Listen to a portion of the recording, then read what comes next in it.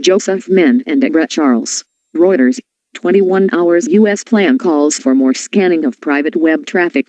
Email. The U.S. government is expanding a cybersecurity program that scans internet traffic headed into and out of defense contractors to include far more of the country's private, civilian-run infrastructure. As a result, more private sector employees than ever before, including those at big banks, utilities and key transportation companies, will have their emails and web surfing scanned as a precaution against cyber attacks. Under last month's White House executive order on cybersecurity, this will be done by classified information provided by U.S. intelligence agencies, including data from the National Security Agency (NSA) on new or especially serious espionage threats and other hacking attempts. U.S. spy chiefs said on March 12 that cyber attacks have supplanted terrorism as the top threat to the country.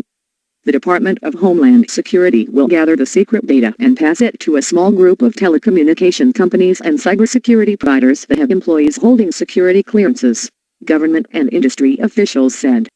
Those companies will then offer to process email and other internet transmissions for critical infrastructure customers that choose to participate in the program. DHS as the middleman. By using DHS as the middleman, the Obama administration hopes to bring the formidable overseas intelligence gathering of the NSA closer to ordinary U.S. residents without triggering an outcry from privacy advocates who have long been leery of the spy agency's eavesdropping.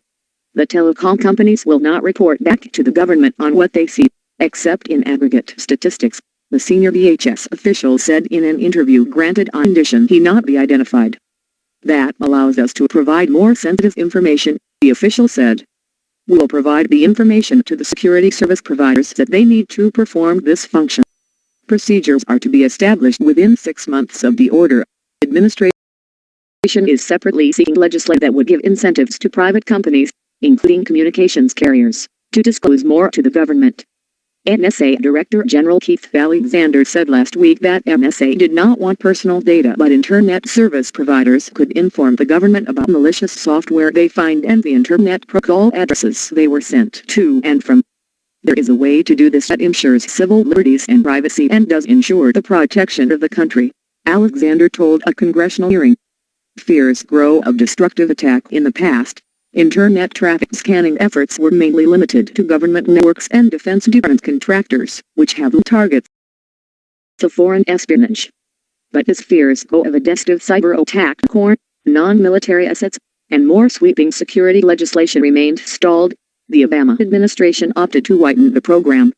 Last month's presidential order calls for commercial providers of enhanced cybersecurity services to extend their offerings to critical infrastructure companies. What constitutes critical infrastructure is still being refined, but it would include utilities, banks and transportation such as trains and highways. Under the program, critical infrastructure companies will pay the providers, which will use classified information to block attacks before they reach the customers. The classified information involves suspect web addresses, strings characters, email senders and the like. Not all the cybersecurity providers will be telecom companies, though AT&T is one. Raytheon said this month it had agreed with DHS to become a provider, and a spokesman said that customers could route their traffic to Raytheon after receiving it from their communications company. As the new setup takes shape, DHS officials and industry executives said some security equipment makers were working on hardware that could take classified rules about blocking traffic and act on them without the operator being able to reverse engineer the code. That way, people wouldn't need a security clearance to use the equipment. Civil liberties implications. The issue of scanning everything headed to a utility or a bank still has civil liberties implications, even if each company is a voluntary participant.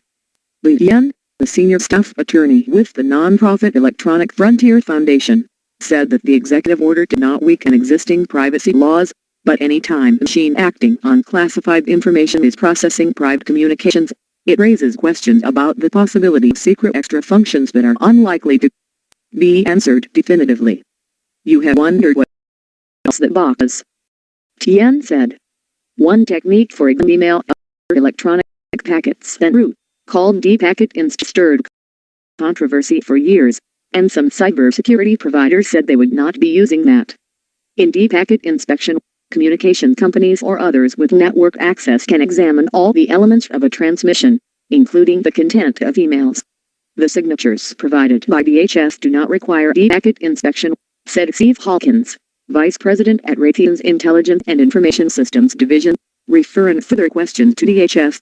The DHS official said the government is still in conversations with telecom operators on the issue. The official said the government had no plans to roll out any such form of government-guided close examination of internet traffic into the communications companies serving the general public.